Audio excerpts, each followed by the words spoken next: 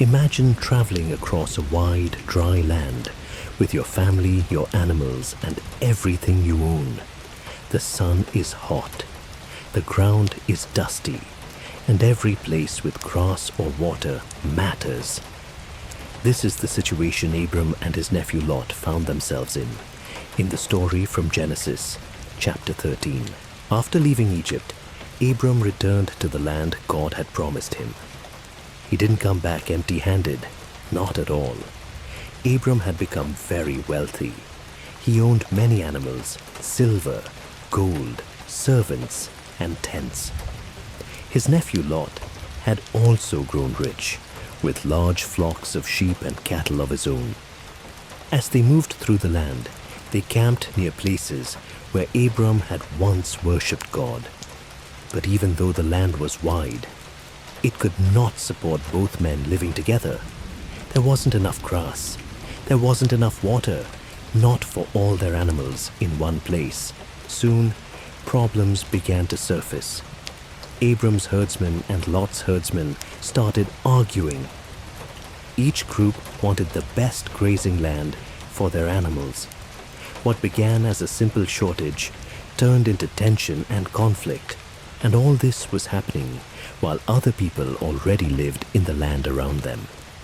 Abram saw what was happening, and he knew this conflict could grow into something worse if it continued.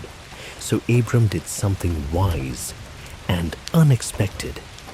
He approached Lot and spoke calmly. He said, there should be no fighting between them or between their workers, because they were family. Then Abram made a generous offer. He told Lot to look around at the land before them. Abram said that Lot could choose first. If you go one way, Abram said, I will go the other. Abram, the older man, the leader of the family, willingly gave up his right to choose first in order to keep peace. Lot looked out over the land and saw the Jordan Valley.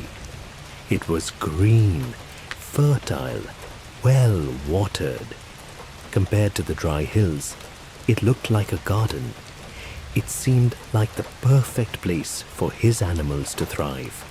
So Lot chose the valley and moved his tents toward the city of Sodom. Abram stayed behind in the land of Canaan, settling in the hill country, and the two men went their separate ways, each following a different path. After Lot left, God spoke to Abram. God told Abram to lift up his eyes and look in every direction, north, south, east, and west. Then God made a promise.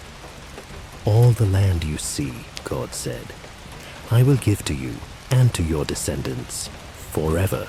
God promised that Abram's family would become so numerous they would be impossible to count, like the dust of the earth.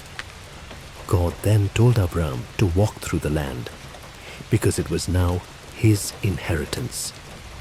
In response, Abram moved his camp to a place near the great trees of Mamre, close to Hebron. And there, he built an altar and worshipped God.